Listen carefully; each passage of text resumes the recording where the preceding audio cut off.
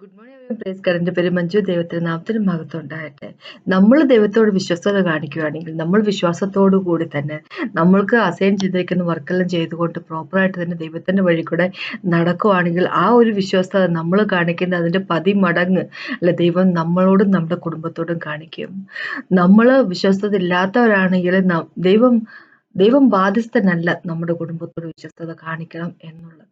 Abraham എന്നൊരു വ്യക്തിയെ ദൈവം വിളിച്ച് ഇറക്കിയപ്പോൾ അദ്ദേഹം ദൈവത്തോട് കാണിച്ച വിശ്വസ്തത അത് ഇന്നും നമ്മളെപ്പോലെ ഉള്ളവരും കൂടെ എബ്രഹാമിന്റെ കുടുംബത്തില് നമ്മൾ നാച്ചുറലായിട്ട് നമ്മൾ ജനിക്കാതിരുന്നിട്ടും കൂടെ ജാതികൾപ്പെട്ടവരായിരുന്ന നമ്മളെപ്പോലെ കൂടെ എബ്രഹാമിന്റെ കുടുംബത്തിലേക്ക് കൂട്ടിച്ചേർത്തുകൊണ്ട് എബ്രഹാമിനോടുള്ള തന്റെ വാഗ്ദത്തത്തിന്റെ നിറവ് ഇന്നും ദൈവം നിറവേറ്റിക്കൊണ്ടിരിക്കുകയാണ്. അതാണ് ദൈവത്തിന്റെ വിശ്വസ്തത എന്ന് പറഞ്ഞാൽ അല്ലെ. അപ്പോ നമ്മൾക്കും വിശ്വസ്തരായിരിക്കാം നമ്മുടെ കുഞ്ഞുങ്ങൾക്ക് വേണ്ടി, നമ്മുടെ കുടുംബത്തിന് വേണ്ടി. അവര് വിശ്വസ്തരായിരുന്ന അവർക്കും അവരുടെ കുടുംബത്തിനും കുടുംബത്തെ ദൈവം അനുഗ്രഹിക്കുക തന്നെ ചെയ്യും. അപ്പൊ അതാണ് എനിക്കിന്ന് പറയാനുള്ളൂ. ഇപ്പൊ മുമ്പോട്ട് പോകാൻ നമുക്കൊന്ന് പ്രാർത്ഥിച്ചതിന് ശേഷം സംസാരിക്കും. കർത്താവ് സമയത്ത് നന്ദി പറയുന്നത് കർത്താവേ, mighty God, marvellous one, beautiful God, everlasting one. കർത്താവ് ഞങ്ങളെ ഇങ്ങനെ തെരഞ്ഞെടുത്തതിനായിട്ട് നന്ദി പറയുന്നത് കർത്താവ്. ഞങ്ങൾ ഇതിനൊന്നും അർഹരായിട്ടുള്ളവരല്ല, പക്ഷെ എന്നാലും അങ്ങയുടെ ഫെയ്ത്ത്ഫുൾനെസ്, അങ്ങയുടെ നന്മ, അങ്ങയുടെ ഇഷ്ടം, മനുഷ്യവർഗത്തിലുള്ള ഇഷ്ടം ഞങ്ങളെ തേടിയെത്തിയപ്പോൾ കർത്താവ് ഞങ്ങൾക്ക് ജീവിതമായി. Thank you Jesus much. Holy spirit God ഞങ്ങളോടൊന്ന് സംസാരിക്കണം. യേശുവിന്റെ നാമത്തിൽ ആമേൻ. നമുക്ക് ഇന്ന് ജനസസിലേക്ക്, ഉൽപ്പത്തിയിലേക്ക് 26-ാമത്തെ ചാപ്റ്ററിലേക്ക് പോകാം. 1 തൊട്ട് 5 വരെയുള്ള വാക്കുകൾ ഒന്ന് വായിക്കാം. ഇങ്ങനെയാണ് എഴുതിയിരിക്കുന്നത്. എബ്രഹാമിന്റെ കാലത്തുണ്ടായ മുമ്പിലത്തെ ക്ഷാമം കൂടാതെ പിന്നെയും ആ ദേശത്തൊരു ക്ഷാമം ഉണ്ടായി. അപ്പോൾ ഇസഹാക്ക് ഗരാരിൽ ഫിലിസ്തീനയുടെ രാജാവ് അബീമേലെക്കിന്റെ അടുക്കൽ പോയി. യഹോവ അവന് പ്രത്യക്ഷനായി അരുളി ചെയ്തത് എന്തെന്നാൽ, നീ മിസ്രൈമിലേക്ക് പോകരുത്. മിസ്രൈം എന്ന് പറഞ്ഞു കഴിഞ്ഞാൽ ഈജിപ്റ്റ്. അവിടേക്ക് പോകരുത്. ഞാൻ നിന്നോട് കൽപ്പിക്കുന്ന ദേശത്ത് പാർക്കാം. ഈ ദേശത്ത് താമസിക്കാൻ ഞാൻ നിന്നോടുകൂടി ഇരുന്ന് നിന്നെ അനുഗ്രഹിക്കും. നിനക്കും നിന്റെ സന്തതിക്കും ഈ ദേശമൊക്കെയും തരും. നിന്റെ പിതാവായ എബ്രഹാമിനോട് ഞാൻ ചെയ്ത സത്യം നിവർത്തിക്കും. എബ്രഹാം എന്റെ വാക്ക് കേട്ട് എന്റെ നിയോഗവും കൽപ്പനകളും ചട്ടങ്ങളും പ്രമാണങ്ങളും അനുസരിച്ചത് കൊണ്ട് ഞാൻ നിന്റെ സന്തതിയെ ആകാശത്തിലെ നക്ഷത്രങ്ങളെ പോലെ വർദ്ധിപ്പിച്ച് നിന്റെ സന്തതിക്ക് ഈ ദേശമൊക്കെയും കൊടുക്കും. നിന്റെ സന്തതി മുഖാന്തരം ഭൂമിയിലെ സകല ജാതികളും അനുഗ്രഹിക്കപ്പെടും. അപ്പൊ എബ്രഹാം ദൈവത്തോട് വളരെയധികം നീതിയോടുകൂടി പെരുമാറി, വളരെയധികം വിശ്വസ്തയോടുകൂടി പെരുമാറി, തനിക്ക് തന്നിരുന്ന കാര്യങ്ങൾ വളരെയധികം അദ്ദേഹം ഭംഗിയായിട്ട് നിവർത്തിക്കുകയും ചെയ്തു. ഇങ്ങനെ പറഞ്ഞിരിക്കുന്ന 4-ാമത്തെ വാക്ക്, എബ്രഹാം എന്റെ വാക്കുകേട്ട് എന്റെ നിയോഗവും കൽപ്പനയും ചട്ടങ്ങളും പ്രമാണങ്ങളും ആചരിച്ചത് കൊണ്ട് അല്ലെ. അപ്പൊ എബ്രഹാമിനോടുള്ള എബ്രഹാമിനുള്ള സ്നേഹം ദൈവം ഇസഹാക്കിനോടും കാണിക്കും. അപ്പൊ എബ്രഹാം ഒരു കാര്യം ചെയ്തു, ഇസഹാക്കിനെയും പറഞ്ഞു പഠിപ്പിച്ചു അല്ലെ. ദൈവത്തിനെ പറ്റിയുള്ള കാര്യം പഠിപ്പിച്ചു. അപ്പൊ ഇസഹാക്ക് ദൈവത്തിന്റെ വഴി കൂടെ നടന്ന് ഇസഹാക്ക് തന്റെ മക്കളായിട്ടുള്ള ജേക്കബിനോടും ഈസോവിനോടും പറഞ്ഞു കൊടുത്തിട്ടുണ്ടായിരുന്നു. പക്ഷെ ഈസോ എന്താ പറയുക, അതൊന്നും വലിയ മൈൻഡ് ഒന്നും ചെയ്യാൻ പോയില്ല അല്ലെ. അപ്പൊ ഈസോ എന്താ പറയാ, കുറച്ച് ഭക്ഷണത്തിനായിട്ട് തന്റെ ആദിജാതൻ എന്നുള്ള ആ ഒരു അവകാശത്തെ വേണ്ടെന്ന് വെച്ചപ്പോഴേക്കും ഈശോ തനിക്ക് ആദിജാതൻ നാഥൻ ആകണ്ട എന്നതിനേക്കാൾ ഉപരിയായിട്ട് യേശുക്രിസ്തു തന്റെ വംശം വഴി വരണ്ട എന്നൊരു തീരുമാനം എടുക്കുക ചെയ്തത് അല്ലെ. അപ്പോ ജേക്കബിന് അതറിയാമായിരുന്നു. ജേക്കബിന് അറിയാം ഒരു പ്രോമിസ് ഉണ്ട് അല്ലെ. എബ്രഹാം വഴി ദൈവം കുടുംബത്തിന് കൊടുത്തിരിക്കുന്ന ഒരു പ്രോമിസ് ഉണ്ടെന്ന് മനസ്സിലാക്കിക്കൊണ്ട് ജേക്കബ് എങ്ങനെയാണെങ്കിലും വേണ്ടില്ല ആ ഒരു പ്രോമിസ് തനിക്ക് കിട്ടണം എന്നുള്ളൊരു കാര്യത്തില് അമ്മയുടെ കൂട്ടുപിടിച്ച്, റെബേക്കയുടെ കൂട്ടുപിടിച്ച് ഈസോനെ ചതിക്കുന്നു. പക്ഷെ ചതിക്കാൻ വേണ്ടി ഈസോ നിന്ന് കൊടുക്കുന്നു അല്ലെ. അപ്പൊ ദൈവം നോക്കുമ്പോൾ തന്നോട് ഫെയ്ത്ത്ഫുൾ ആയിട്ട് താൻ പറഞ്ഞിരിക്കുന്ന വർക്ക് ചെയ്യുന്നത്, താൻ പറഞ്ഞിരിക്കുന്ന വർക്ക് ഫുൾഫിൽ ചെയ്യുന്നതിനോട് താൻ നിലനിൽക്കുന്ന ആൾക്കാരോട് ദൈവത്തിന് ഒരുപാട് താല്പര്യം. അവരുടെ ജീവിതത്തെ, അവരുടെ ജീവിതങ്ങളെ, അവരുടെ കുഞ്ഞുങ്ങളെ എല്ലാം ദൈവം അനുഗ്രഹിക്കുക തന്നെ ചെയ്യും. ഇവിടെ എബ്രഹാമിനെ സംബന്ധിച്ചിടത്തോളം എബ്രഹാം ദൈവത്തിന്റെ വഴി കൂടെ നടന്ന വ്യക്തിയാണ്. അതുകൊണ്ട് നമുക്കറിയാം, നമ്മളിപ്പോ ഗലാത്യർക്ക് ലേഖനത്തിൽ 3-ാമത്തെ ചാപ്റ്ററിൽ പറഞ്ഞിരിക്കുക നമ്മളെയും കൂടെ ദൈവം എന്താ പറയുന്നത് അവരുടെ കൂടെ കൂട്ടിരിക്കുക. റോമർക്ക് ലേഖനത്തിൽ 4-ാമത്തെ ചാപ്റ്ററിൽ തന്നെ പറഞ്ഞിരിക്കുന്നത് അല്ലെ. സർക്കംസിഷൻ കിട്ടിയിരിക്കുന്ന, സർക്കംസിഷൻ ഇല്ലാതിരിക്കുന്ന വ്യക്തികളുടെ എന്നുവെച്ചാൽ ജാതികളിൽ ആരൊക്കെ ദൈവത്തിൽ യേശുക്രിസ്തു വിശ്വസിക്കുന്നു അവരുടെയും പിതാവാണ് എബ്രഹാം, അല്ലെ?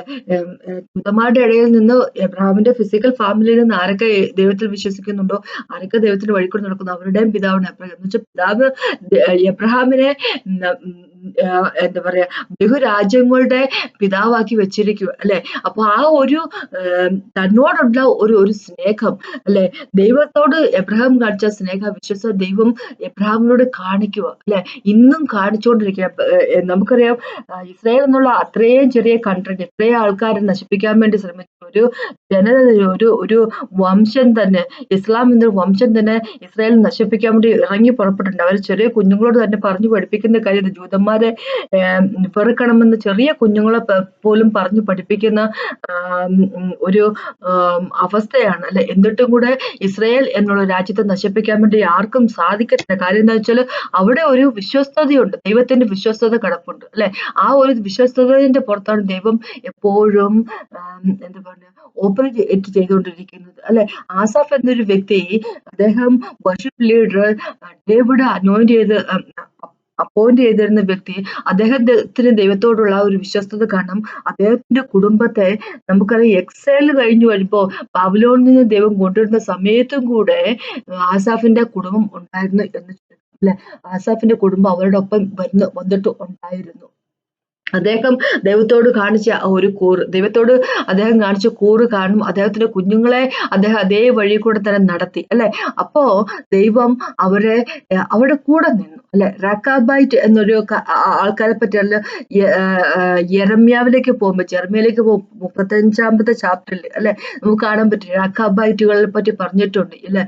അപ്പൊ അദ്ദേഹത്തിന്റെ റാക്കാബ് എന്ന ആളിന്റെ മകനായിട്ടുള്ള യോനാദാബ് തന്റെ മക്കളോ പറഞ്ഞ് പഠിപ്പിച്ചിരിക്കുന്ന കാര്യം ശരിക്കും പറഞ്ഞാൽ അദ്ദേഹം ഒരു എബ്രഹാമിനുണ്ടായിരുന്ന ഒരു വിഷനാണ് അദ്ദേഹവും എന്താ പറഞ്ഞ ഈ യോനാദാബ് തന്നെ മക്കളെയും പറഞ്ഞു പഠിപ്പിച്ചിരുന്നത്. എന്ന് വെച്ചാല് ഈ ലോകത്ത് നിങ്ങൾ ടെന്റിൽ മാത്രം താമസിച്ചാൽ മതി, നിങ്ങൾക്ക് സ്വത്തുവകകളൊന്നും ഉണ്ടാക്കാൻ നിങ്ങൾക്ക് എന്താ പറയാ വലിയ മുന്തിരിത്തോട്ടങ്ങളോ അങ്ങനെ കാര്യങ്ങളൊന്നും ഉണ്ടാകരുത്, പിന്നെ നിങ്ങൾ മദ്യപിക്കുന്ന ആൾക്കാരാകരുത് എന്നുള്ളത്. എന്ന് വെച്ച് കഴിഞ്ഞാൽ നമ്മളൊരു പിൽഗ്രിംസ് ആയിട്ട് ഇവിടെ താമസിക്കുന്ന ലോകത്തില് ഇത് നമ്മുടെ പെർമനന്റ് ആയിട്ടുള്ള ലോകമല്ല, നമ്മുടെ പെർമനന്റ് ആയിട്ടുള്ള ഒരു സ്ഥലമല്ല. നമ്മളിവിടെ എല്ലാ കാലാകാലങ്ങൾ ജീവിക്കാൻ പോകുന്നു, അല്ലെ? നമുക്ക് ബെറ്റർ ആയിട്ടുള്ള സ്ഥലമുണ്ട് എന്നുള്ളത് ദൈവം എന്താ പറയുക അദ്ദേഹം യോനാദാബ് തന്റെ മക്കളെ പറഞ്ഞ് പഠിപ്പിച്ചിരിക്കുക. അത് അവരിങ്ങനെ എന്താ പറയുക അതൊരു വ്രതം പോലെ അവര് ഏറ്റെടുത്തിരിക്കും, അല്ലെ? ഈ lust of the flesh, lust of the eyes, lust of the pride of life എന്ന് പറയുമ്പോ ഒന്നാമത്തെ യോഹന്നാൻ എഴുതിയ ലേഖനത്തിൽ ഒന്നാമത്തെ ലേഖനത്തിൽ എഴുതി വെച്ചിരിക്കുന്ന കാര്യമാണല്ലോ lust of the pleasure, lust of the ഐയും, പ്രൈഡ് ഓഫ് ലൈഫ്. അതൊന്നും ഇല്ലാത്ത, അല്ലെ? കണ്ണിന്റെ മോഹങ്ങളും ജീവിതത്തിന്റെ ആ ഒരു അഹങ്കാരവും, അല്ലെ? പിന്നെ അതൊന്നും ഇല്ലാതെ ജഡത്തിന്റെ ആ ഒരു മോഹമൊന്നും ഇല്ലാതെ അങ്ങനത്തെ ഒരു ജീവിതത്തെ പറ്റി എന്ന് വെച്ചാൽ ദൈവത്തെ വാഴ്ത്തിക്കൊണ്ട് ദൈവത്തിന്റെ വഴിക്കൂടെ നടത്തുന്നത് ദൈവത്തിന്റെ എന്താ പറയാ ഫൗണ്ടേഷനുള്ള സിറ്റി ആയിട്ടുള്ള ജെറുസലമിന് വേണ്ടി കാത്തിരുന്ന വ്യക്തികൾ അങ്ങനെ ഇവിടെ എഴുതിയിട്ടില്ലെങ്കിൽ പക്ഷെ അത് തന്നെയാണ് അവര് ഉദ്ദേശിച്ചതിൽ നിന്ന് നമുക്ക് മനസ്സിലാക്കാം. കാരണം എന്ന് വെച്ചാല് എബ്രായ ലേഖനത്തിന്റെ 11 വരുമ്പം എബ്രഹാമും അങ്ങനത്തെ ഒരു സ്റ്റാൻഡ് എടുത്തിരിക്കുന്ന കാര്യത്തെപ്പറ്റി പറഞ്ഞു 8 തൊട്ട് 10 വരെയുള്ള വാക്കുകളിലേക്ക് വരുമ്പോൾ അങ്ങനത്തെ ഒരു സ്റ്റാൻഡ് എബ്രഹാം എടുത്തിട്ടുണ്ട്. എബ്രഹാമിന് കെനാനിലായിരുന്നു എബ്രഹാം, പക്ഷെ എന്നിട്ടും കൂടെ കെനാനിൽ ഒരു ടെന്റ് ഒക്കെ അടിച്ച്, അല്ലെ? ഒരു കൂടാരൊക്കെ അടിച്ച് എബ്രഹാം താമസിച്ചിട്ടുണ്ട്. എബ്രഹാമത്തിന് എന്താ പറയാ പണം ഇല്ലാഞ്ഞിട്ടാണോ അവിടെ ഒരു നല്ലൊരു ബംഗ്ലാവ് വെച്ച് താമസിക്കാൻ പണം ഇല്ലാഞ്ഞിട്ടാണ്? എബ്രഹാം ഭയങ്കരമായിട്ട് പണക്കാരനായിട്ടൊരു വ്യക്തിയായിരുന്നു, അല്ലെ? പക്ഷെ അങ്ങനെയല്ല. എന്നാലും എബ്രഹാമിന് അറിയാം ഇതൊന്നും ഒരു കാര്യമില്ലെന്നറിയാം. പക്ഷെ കെനാൻ എന്നൊരു കാര്യമില്ല. ദൈവം ഉദ്ദേശിച്ചിരിക്കുന്നത് കെനാനെ പറ്റിയൊന്നുമല്ല. ദൈവം തന്നെ ഫൗണ്ടേഷൻ ഇട്ടിരിക്കുന്ന, അല്ല ദൈവം തന്നെ അതിന്റെ ആർക്കിടെക്റ്റും ഡിസൈനറൊക്കെ ആയിരിക്കുന്ന ഒരു സിറ്റി, ഒരു മനോഹരമായ സിറ്റി ഉണ്ട്, എനിക്ക് അതിന്റെ പാട്ടാണോ എന്നൊരു തീരുമാനം എടുത്തു വരുന്ന വ്യക്തിയായിരുന്നു എബ്രഹാം. ആ ഒരു തീരുമാനം ഉള്ളതുകൊണ്ട് തന്നെ എബ്രഹാമിന്റെ ദൈവമായിട്ടുള്ള നടപ്പ് വളരെ പരിശുദ്ധമായിട്ടുള്ള നടപ്പായിരുന്നു. അതുകൊണ്ട് തന്നെ ദൈവം ആ ഒരു സ്നേഹം ഐസക്കിനോടും കാണിച്ചു, അല്ലെ? ഡേവിഡ് വരുമ്പോഴേക്കും ഡേവിഡിനോട് ആ സ്നേഹം ദൈവം ദൈവം കാണിക്കുന്നത്. ദൈവം സെലക്റ്റഡ് ആയിട്ട് ആൾക്കാരോട് സ്നേഹം കാണിക്കുന്നതല്ല. ദൈവത്തിനോട് ആര് ഇഷ്ടപ്പെടുന്നു, കൂടെ നടക്കുന്നു, ദൈവം അവരുടെ കൂടെ നടക്കാൻ താല്പര്യപ്പെടുന്നു, അല്ലെ? നമ്മൾ പാപികളായിരുന്ന സമയത്ത് നമ്മളെ സ്നേഹിച്ച ദൈവമാണ്. നമ്മളെ തള്ളിക്കളയുന്നില്ല. പാപികളാണെന്ന് പറഞ്ഞാൽ തള്ളിക്കളയും, നമ്മളോട് സ്നേഹമില്ല എന്ന് എന്താ പറയുക, നമ്മള് ദൈവത്തെ സ്നേഹിച്ചില്ലെങ്കിൽ നമ്മൾ ദൈവത്തോട് ഫെയ്ത്ത്ഫുൾ അല്ലെങ്കിലും നമ്മളോട് ഇങ്ങോട്ട് ഫെയ്ത്ത്ഫുൾ ആയിട്ട് തന്നെ നിൽക്കുന്ന ദൈവമാണ് നമ്മുടെ ദൈവം, അല്ലെ? അതിലൊരിക്കൽ പോലും ദൈവം ഒരിക്കലും പോലും ഒരു കുറവ് കാണിക്കുന്ന ഒരു വ്യക്തിയല്ല. പക്ഷെ എന്നാലും ഞാൻ പറഞ്ഞത് എന്താണെന്ന് വെച്ചാല്, ദൈവത്തിന്റെ സ്പെഷ്യൽ ആയിട്ടുള്ള കരുണ കൂടെ ഉണ്ടായിരിക്കും. നമുക്കറിയാം, സോളിന്റെ കാര്യം എടുക്കുമ്പോ, അല്ലെ? കിങ് സോളിന്റെ കാര്യം എടുക്കുമ്പോ എന്താ അദ്ദേഹം ദൈവത്തോട് ഒരു തനിക്ക് കിട്ടിയ, ദൈവത്തിൽ നിന്ന് കിട്ടിയ ആ ഒരു ബ്ലെസ്സിങ്, രാജാവായി തീരുക എന്നുള്ള ഒരു ബ്ലെസ്സിങ്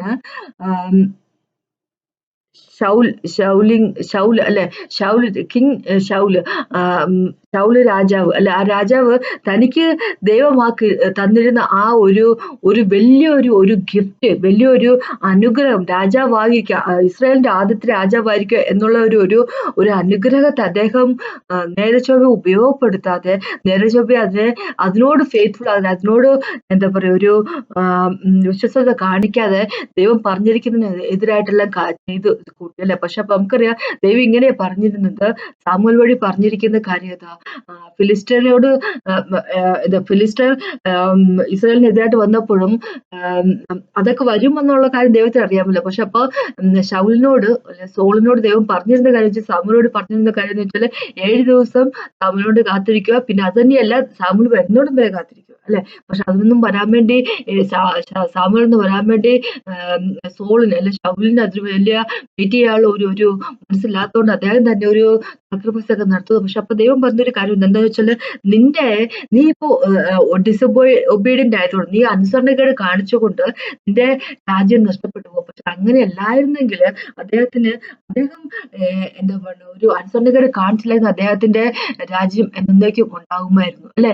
അപ്പോ ശൗല് അല്ലെങ്കിൽ സോള്, അദ്ദേഹം ഒരിക്കൽ പോലും ദൈവത്തോട് വിശ്വസ്തനായിരുന്നു. തനിക്ക് കിട്ടിയിരുന്ന എല്ലാ നന്മകളും അദ്ദേഹം ഉപയോഗിച്ചു. പക്ഷെ ദൈവത്തോട് വിശ്വസ്തനായിരുന്നില്ല. അതുകൊണ്ട് തന്നെ ശൗലിന്റെ മകനായിട്ടുള്ള യോനാഥൻ, അല്ലെ? യോനാഥൻ എത്രമാത്രം നല്ല വ്യക്തിയായിരുന്നിട്ടും കൂടെ, പക്ഷെ സോളിന്റെ ഫാമിലിയിൽ തന്നെ ദൈവം ആ ഒരു കിങ്ഷിപ്പ്, അല്ലെ, രാജ്യം എടുത്ത് മാറ്റിക്കളയുക ചെയ്തിരുന്നത്.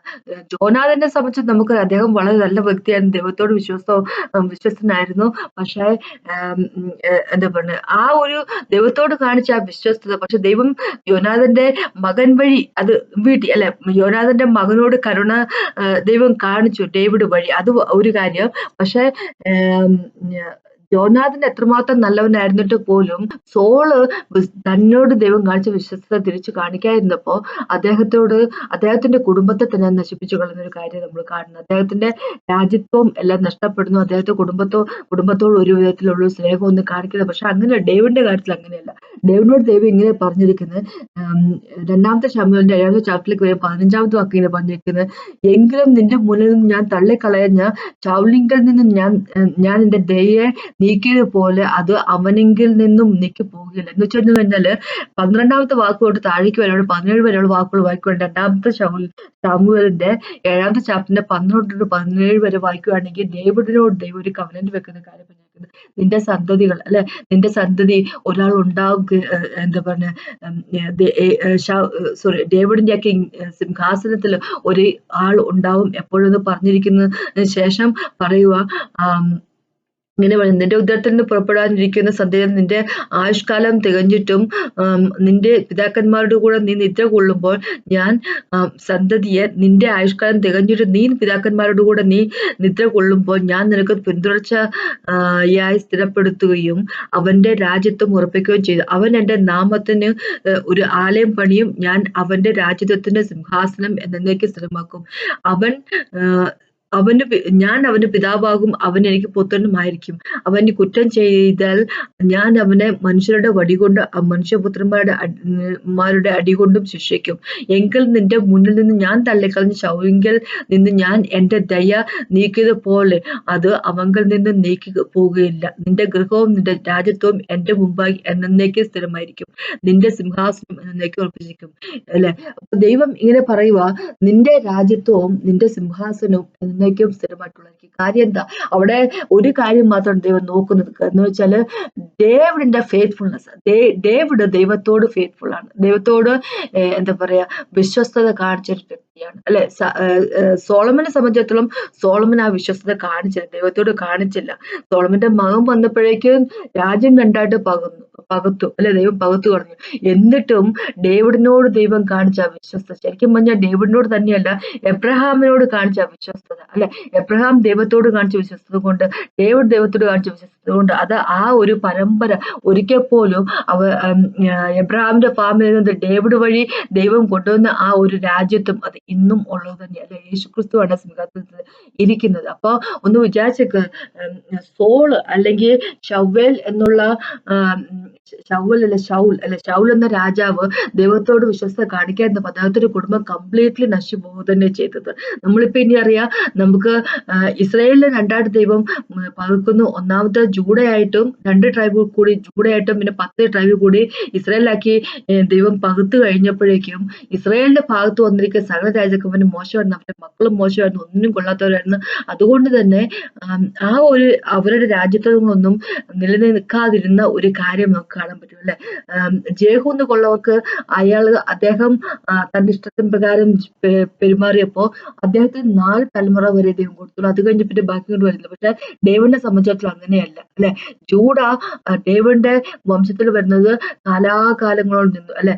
നമുക്കറിയാം, ബാബിലോണ് പിടിച്ചടക്കുന്നതോടും വരെ അല്ലെ ജൂഡ എന്നുള്ള രാജ്യം അത് ഉണ്ടായിരുന്നു. പിന്നെ നമുക്കറിയാം, ഇന്ന് യേശുക്രിസ്തു ദൈവന്റെ സിംഹാസനത്തിൽ ഇരിക്കുന്ന രാജാവാണ്. അപ്പൊ ദൈവത്തോട് ഇവര് കാണിച്ച ഒരു വിശ്വസ്തത, അല്ലെ? ഡേവിഡും എബ്രഹാമും ഐസക്കും ജേക്കബും എല്ലാം കാണിച്ച ഒരു വിശ്വസ്തത. അല്ലെ? നമുക്കറിയാം, ജേക്കബ് ഈസോയിൽ നിന്ന് ഓടി ഒളിക്കുന്ന സമയത്ത്, ബെഥേലില് അദ്ദേഹം ചെന്ന് ഉറങ്ങുന്ന ആ സമയത്ത് ദൈവം ജേക്കബിനെ തന്നെ ഇൻട്രൊഡ്യൂസ് ചെയ്യുന്നത് ഇങ്ങനെയാ, എബ്രഹാമിന്റെ ദൈവം, ഐസക്കിന്റെ ദൈവം എന്ന് പറഞ്ഞിട്ട് ഇൻട്രൊഡ്യൂസ് ചെയ്തു. കഴിഞ്ഞാൽ ദൈവത്തിന് അവരോടുള്ള അത്രയ്ക്ക് ഒരു പ്രീതിയാണ്. അല്ലെ? അപ്പോ ദൈവം നമ്മളെ ജീവിതത്തിലേക്ക് നോക്കുമ്പോൾ നമ്മൾ നടക്കുന്നത് ദൈവത്തെ ഇഷ്ടപ്പെട്ട രീതിയിലാണെങ്കിൽ നമ്മളുടെ കുടുംബത്തെ ദൈവം മറക്കത്തില്ലെന്ന് ഞാൻ പറയാൻ ഉദ്ദേശിച്ച കാര്യം. നമ്മൾ എങ്ങനെ ഇരിക്കുന്നു അതുപോലെ ഇരിക്കും ദൈവത്തിന്റെ കരുണ നമ്മുടെ കുടുംബത്തോട് കാണിക്കുന്നത്. അല്ലെ? നമ്മള് കിങ് ഷൗലിനെ പോലെ നമുക്ക് തോന്നിവാസം നടക്കുന്ന വ്യക്തികളാണെങ്കിൽ എന്ത് പറ്റും? നമ്മുടെ കുടുംബത്തോടും ദൈവത്തിന് വലിയ കരുണയൊന്നും തോന്നത്തില്ല. അല്ലെ? കാര്യം ദൈവത്തെ കുറ്റം പറഞ്ഞിട്ട് കാര്യമില്ല. അത് എങ്ങനെയാ വെച്ചാൽ നമുക്ക് ഫ്രീ വില് ദൈവം തന്നിട്ടുണ്ട്. അല്ലെ? നമുക്ക് തെരഞ്ഞെടുക്കാം, നമുക്ക് എന്താണ് ചെയ്യേണ്ടതെന്നുള്ള കാര്യം തെരഞ്ഞെടുക്കാം.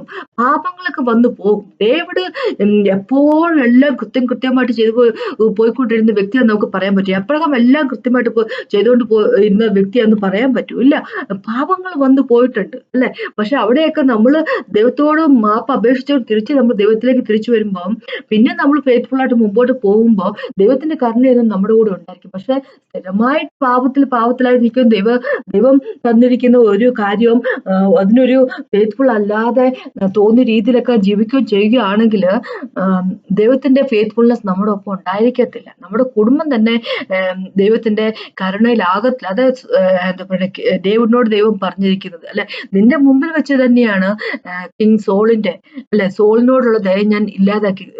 കിങ് സോളിന് ഷൗല് അല്ലെ ഷൗലിനോടുള്ള അവരുടെ കുടുംബത്തോടുള്ള ദയ ദൈവം മാറ്റിക്കളഞ്ഞു, കട്ട് ഓഫ് ചെയ്ത് കളഞ്ഞത്. അപ്പൊ അങ്ങനെ ഒരു അവസ്ഥ നമ്മളായിട്ടുണ്ടാകും. നമുക്ക് ദൈവത്തിനൊപ്പം നടക്കാം. അല്ലെ? നമ്മുടെ കുഞ്ഞുങ്ങളെ പറഞ്ഞ് പഠിപ്പിക്കാം. നമുക്കറിയാം, ഡ്യൂട്രോണമിലേക്ക് പോകുമ്പോൾ ആവർത്തന പുസ്തകത്തിൽ 6ാമത്തെ ചാപ്റ്ററിൽ ഇങ്ങനെ ദൈവം പറഞ്ഞിരിക്കുന്നത്, നമ്മുടെ കുഞ്ഞുങ്ങളോട് എപ്പോഴും സംസാരിച്ചുകൊണ്ടിരിക്കുക ദൈവത്തെ പറ്റി. അല്ലെ?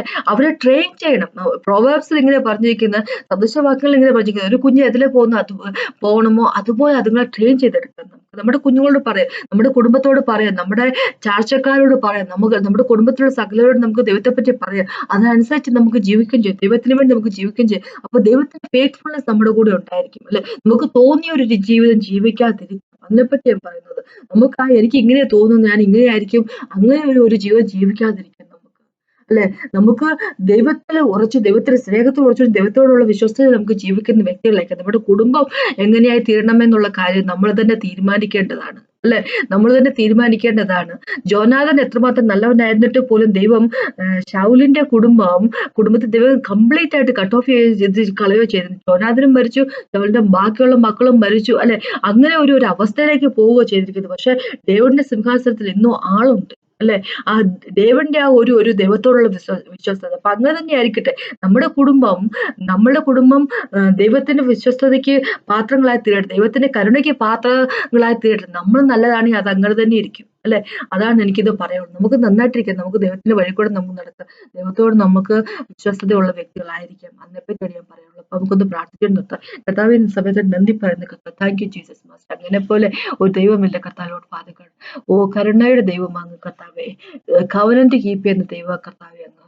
ഞങ്ങളോട് എന്നും വിശ്വസ്തനായിരിക്കുന്ന ദൈവം അങ്ങ് കർത്താവേ. അങ്ങയോടുള്ള ആ വിശ്വസ്തത്തിന് ജീവികൾക്ക് ഞങ്ങൾക്ക് തടഞ്ഞു അപേക്ഷിക്കുന്നു യേശുവിനാമത്തിനാമേ കർത്താവേ. അങ്ങയുടെ പാതയിൽ നിന്ന് ഒരു കാരണവശാലും ഞങ്ങള് തെറ്റിപ്പോകാതെ വരുത്താതിരിക്കട്ടെ യേശുവിനാമത്തിൽ. Thank you Jesus master. യേശുവിനാമത്തിനാമേ. എന്ന് കേട്ടോണ്ടിരിക്കുന്ന വ്യക്തികൾക്ക് പ്രാർത്ഥിക്കാൻ അനുഗ്രഹിക്കുന്ന യേശുവിനാമത്തിനാമേ. കേട്ട നന്ദി, ദൈവത്തിനാമത്തിൽ മഹത്വം ഉണ്ടാകട്ടെ.